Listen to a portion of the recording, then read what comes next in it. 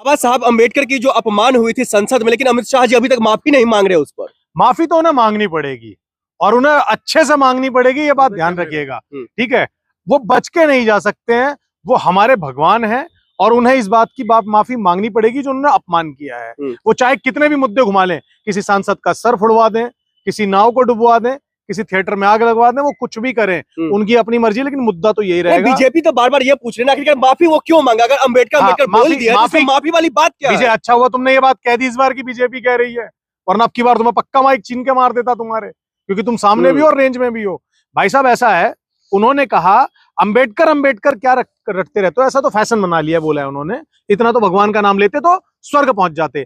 तो अंबेडकर रटने से, मैं ये बता दूं लोगों को, अंबेडकर रटने से मानव अधिकार मिल गए, आगे जो भुड़की और पीछे झाड़ू बंदी होती थी वो हट गए। अंबेडकर रटने से लोगों को, जो लड़कियां थी उन्हें पढ़ने का अधिकार मिल गया, दलितों को आगे बढ़ने का अधिकार मिल गया। और मैं कह रहा हूं दलितों को नहीं, बाकी सबको भी, तुमको और मुझको भी, जो हमारे घर में बहन मां है ना, उन्हें जो बोलने का आया, जो वयस्क मता अधिकार आया, जो आपको अधिकार मिला वोट डालने का, वो उनकी वजह से, वरना ना ये चुनिंदा लोगों पे ही वो अधिकार रहता। मतलब मेरे हिसाब से उन्होंने सबको आजादी दी। और ना इस देश के अंदर जो आज आपको इलेक्शन आने पे फ्री सिलेंडर मिलने लगता है ना, और सुबह उठने पे ब्रश पे टैक्स लगने लगता है, मतलब जो ब्रश होता है उस पर टैक्स लगने लगता है, बस ये समझ लो।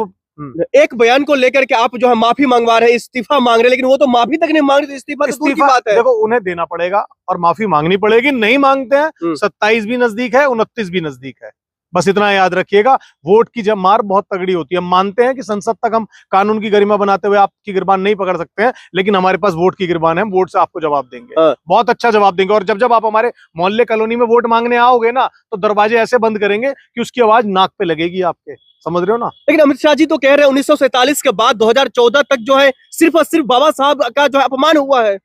कब से? 1947 से लेकर 2014 तक, 1947 लेके 2014 तक बाबा साहब का अपमान कभी नहीं हुआ है। लेकिन हाँ, कुछ राजनीतिक पार्टियां, कुछ उनकी जैसी राजनीतिक पार्टियों ने अपने स्वार्थ के हिसाब से उनको यूज किया है, उनके नाम को यूज किया है। कुछ लोग आ जाते हैं बाबा साहब का नाम लेकर के सड़कों पर वोट मांगने के लिए, लेकिन जब बात आती है दलित की, जातिवाद की और आरक्षण की और आदिवासियों की, तब कोई दिखाई नहीं देता है, कोई दिखाई नहीं देता। आप जैसे पत्रकार भी नहीं दिखाई देते हैं।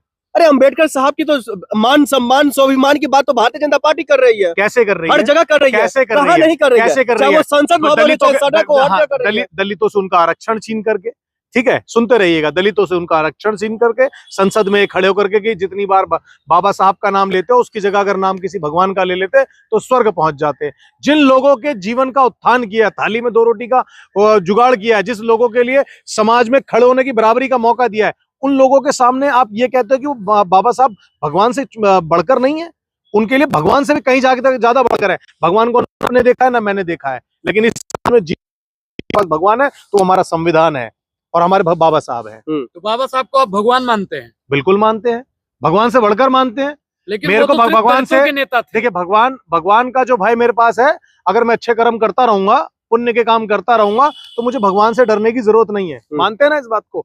लेकिन अगर मेरे को कोई भी सामूहिक, कोई भी सामाजिक अपना उत्थान करना है, अपना भविष्य बनाना है, तो मेरे पास सारा विकल्प मेरा सिर्फ मेरे बाबा साहब है, मेरा सारा विकल्प। अरे शुक्ला जी, कब तक बाबा साहब अंबेडकर जी का नाम ले लेकर चमचागिरी करते रहेंगे? चमचागिरी तो साहब करते रहेंगे। चमचागिरी तो साहब करते रहेंगे। चमचागिरी तो आप कर रहे हो ना, आप अपनी चमचागिरी देखो ना। एक बार भी अगर आपने माइक की आवाज को बड़ा करके ये बताया होता, अबे हम बाबा साहब के खिलाफ एक शब्द नहीं सुनेंगे, जाओ, तुम्हें दिखाते ही नहीं, तुम्हारी बात ही नहीं करते, तुमने टीवी से हर तरफ से पूरी तरह से बहिष्कार किया होता, वो आदमी घुटनों पे खड़ा होकर के माफी मांग रहा होता कि अगर हमने किसी की भावनाओं को आहत किया है, माफी मांगेंगे। गृह मंत्री जी का मन सा गलत हो सकता है कभी? गृह मंत्री नहीं बोलिए उन्हें, आप गृह मंत्री नहीं बोलिए। अगर वो गृह मंत्री होते, कानून की शपथ उन्होंने ली होती ना, तो वो इस बात को समझ चुके होते और कहते कि आपको जो भी लग रहा हो, ठीक है, मैंने गलत बोला, अगर मैंने किसी का दिल दुखाया तो मैं तुरंत माफी मांगता हूं। और एक और चीज मैं आपसे बता दूं, अगर इस देश में रहना है, ठीक है, तो सबको जय भीम कहना है। मैं आपको खुल के बताता हूँ, चाहे वो अमित शाह हो, चाहे वो मोदी हो, चाहे वो आप हो या मैं हूँ। लेकिन अमित शाह जी ने कहा कि मैं और मेरी पार्टी बाबा साहब का अपमान सपने में भी नहीं सोच सकते। सपने में भी नहीं सोच सकते। यार एक बात तो, तुम सब दोनों ने अफीम चाट रखी है क्या? या कोई उनके पास से चंदा आया, या जो पेटीएम मोदी पेटीएम वगैरह क्या चलता है वो, ठीक है, वो तुम्हारे वॉलेट में आ गया है, 500 रुपए पेटीएम करो, कुछ ऐसा आ गया है क्या? आपको उसमें अपमान नहीं दिखाई दे रहा है? यार ये जनता मूर्ख है।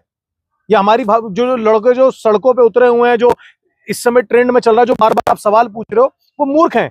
उस व्यक्ति ने साफ साफ बोला है कि बार बार बाबा साहब के नाम को रटने से क्या होगा, मत और एक फैशन बन गया है। तो भाई इसमें क्यों नहीं, अपमान अरे क्या है? बाबा साहब फैशन नहीं हो अपमान सकते, क्या है इसमें? बाबा साहब फैशन नहीं हो सकते, वरना जो कोट पहन रखा है, आपने जूते पहन रखे हैं, आज के टाइम पे भी शुक्ला जी, एक नेता कहता है कि दलित आज हमारे यहाँ पर मोटरसाइकिल पे आ चुका है। ठीक है, अबे तुम्हें ये सब चीजें चुभ रही हैं, जूते चप्पल तक चुभ रहे हैं। अबे हमें पता है तुमने किस लेवल की उत्पीड़ना करी थी, कि आगे तुम्हारे बुड़की होनी चाहिए, पीछे तुम्हारे झाड़ू होनी चाहिए थी, तुमने उस मानसिकता को जी है। हमारे दरवाजे से अगर जा रहे हो तो चप्पल उठा के जाओगे।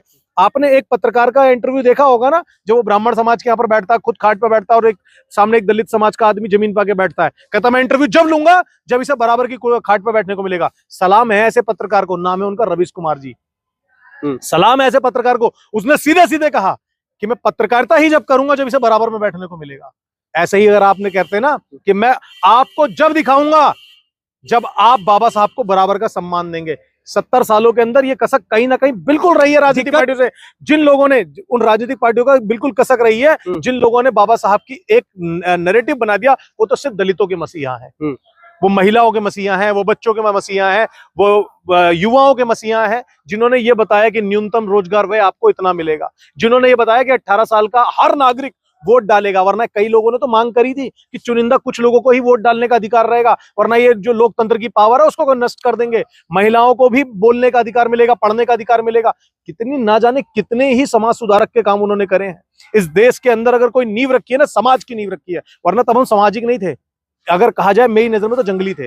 हर आदमी को अलग है। अगर अनुराग की पावर ज्यादा अच्छी है, अमित की ज्यादा अच्छी है, और सामने वाले पत्रकार ये कुलदीप है, इनकी पावर नहीं है, तो इनके वोट की वैल्यू 1 है, मेरे वोट की वैल्यू 7 है, उनके वोट की वैल्यू 14 है।